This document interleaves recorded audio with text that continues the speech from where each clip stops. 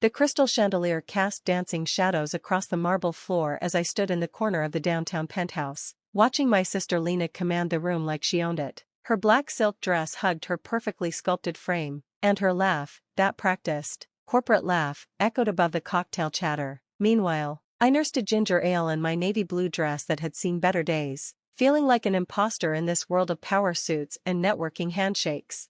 "Catherine fixes microwaves for a living," Lena announced to her circle of colleagues, her voice carrying just enough volume to ensure everyone heard. Well, not just microwaves, toasters, blenders, whatever's broken in someone's kitchen. She's like a walking warranty. The laughter that followed felt like tiny needles against my skin. I'd heard worse. I'd survived quieter cruelties that cut deeper. But something about tonight, maybe it was the way she tilted her head as she spoke, or how she gestured toward me like I was an exhibit in a museum of mediocrity, made my chest tighten with a familiar ache.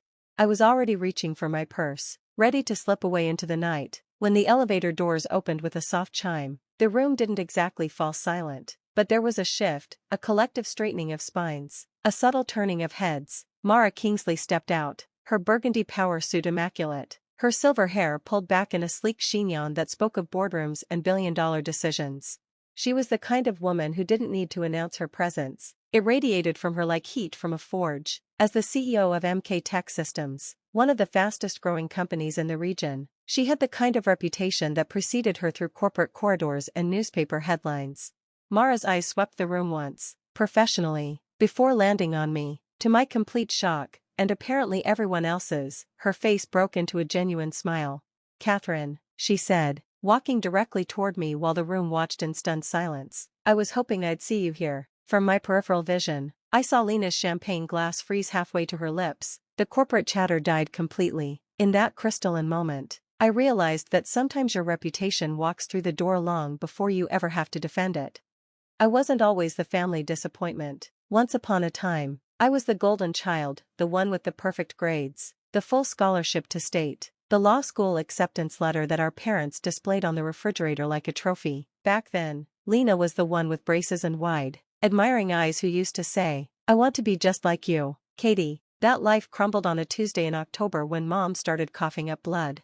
The doctors used words like aggressive and advanced stages, while Dad sat in plastic chairs, aging a decade in weeks. I deferred my first semester of law school to help navigate the maze of treatments, insurance claims, and sleepless nights. Then Mom slipped away on a quiet Thursday morning, and suddenly I wasn't a future attorney anymore. I was a 22-year-old woman folding hospital bills and learning how to cook frozen dinners for a father who'd forgotten how to speak. Lena handled it differently. She threw herself into her senior year of high school, into dance competitions and college applications, into the kind of determined denial that looks like resilience from the outside. I didn't blame her. We were just two girls trying to survive in a house that echoed with everything we couldn't say.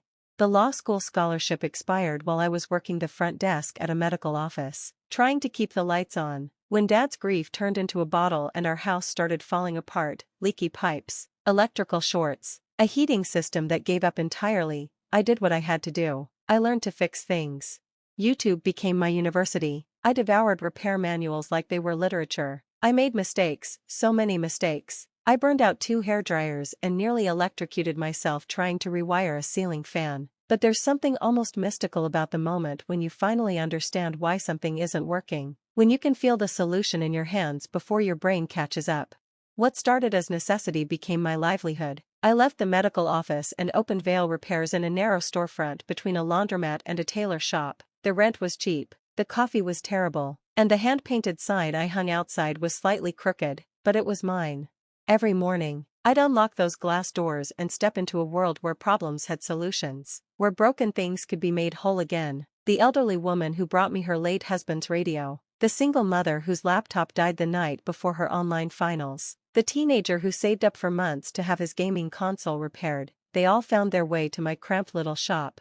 Word spread the way it does in small communities, not through advertising or social media campaigns, but through the quiet satisfaction of a job well done. Mrs. Chin told her neighbor about the coffee maker I'd brought back from the dead. The neighbor told his brother-in-law about the vintage amplifier I'd restored, and slowly, steadily, my appointment book filled.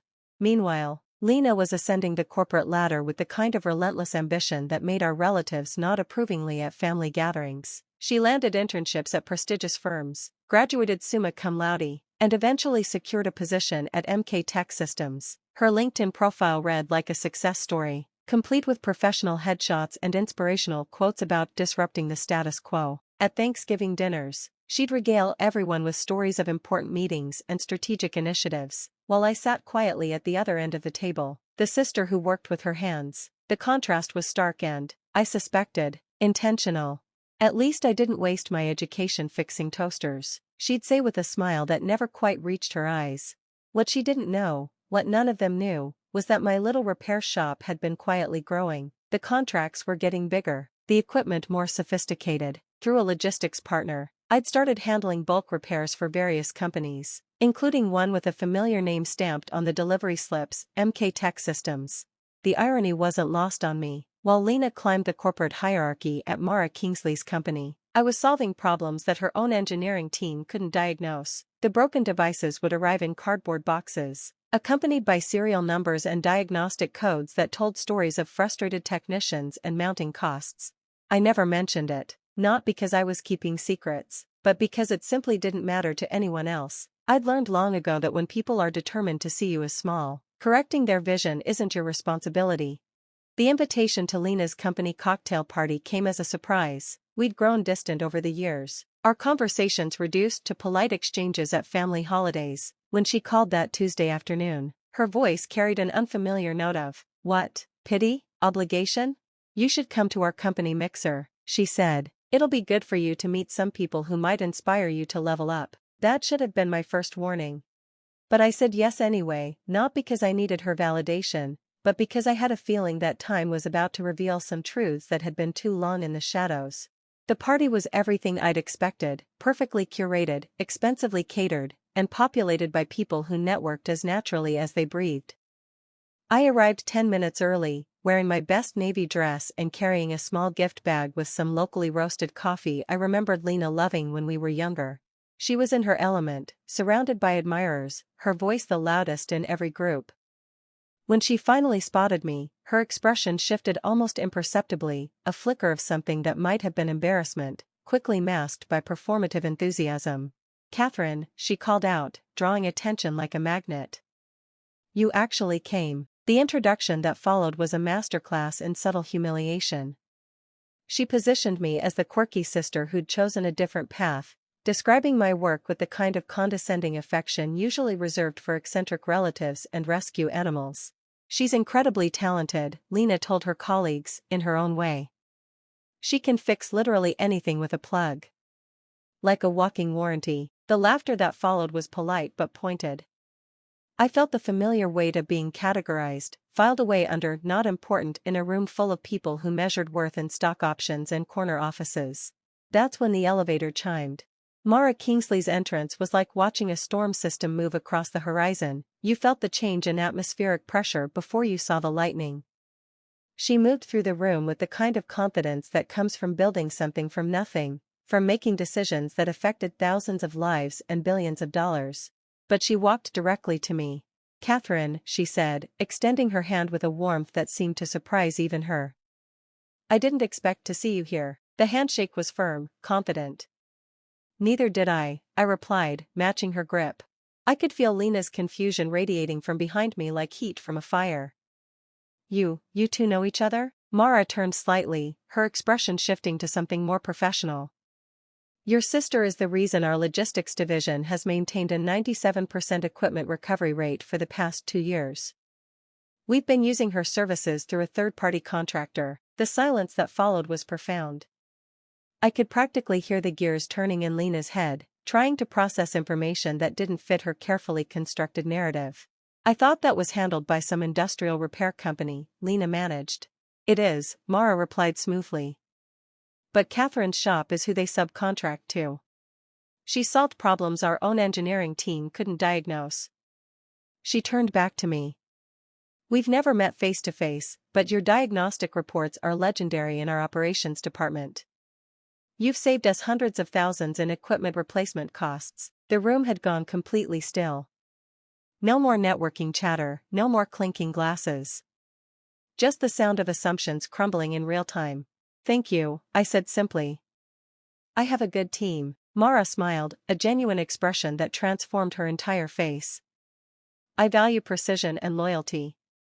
If you're ever interested in cutting out the middleman, I'd love to discuss a direct partnership. She handed me a business card, heavy stock with embossed lettering that felt substantial between my fingers. Think about it. As she moved away to greet other guests, I tucked the card into my purse without looking at it. The weight of it felt like validation, but more than that, it felt like recognition of something I'd always known but never needed to prove. The aftermath was remarkable to witness.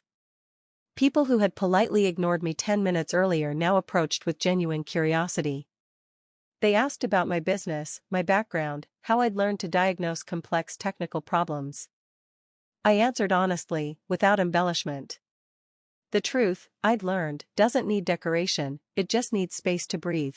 Lena approached me near the end of the evening, her earlier confidence replaced by something that looked almost like vulnerability. I didn't know, she said quietly. I know, I replied. She searched my face, perhaps looking for anger or forgiveness or some roadmap for how to navigate this new territory.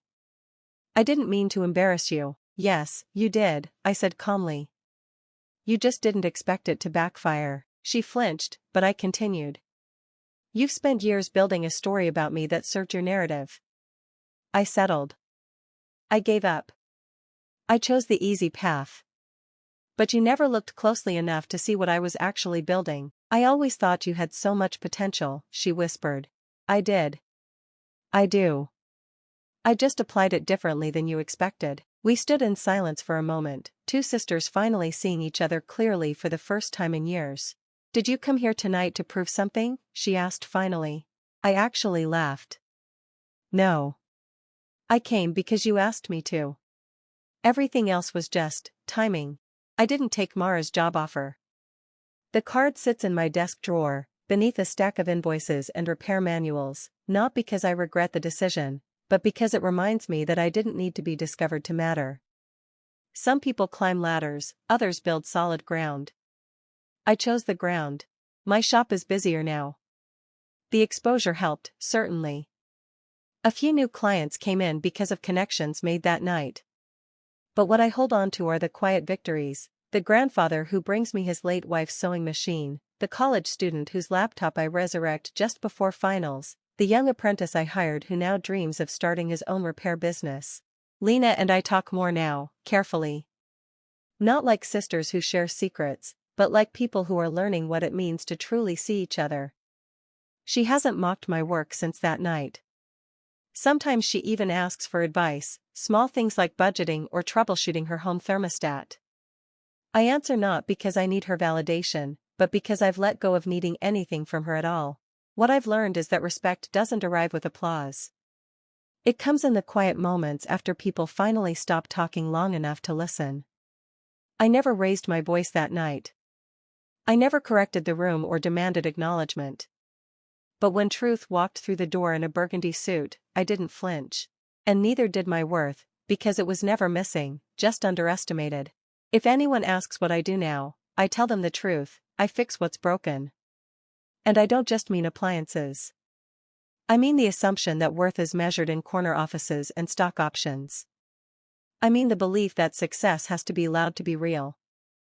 I mean the idea that choosing your own path is somehow less valuable than following someone else's blueprint. In my small shop with its squeaky floors and hand-painted sign, I've learned that revolution doesn't always announce itself with fanfare. Sometimes it whispers in the hum of a perfectly calibrated machine, in the satisfaction of a problem solved, in the quiet confidence of work well done.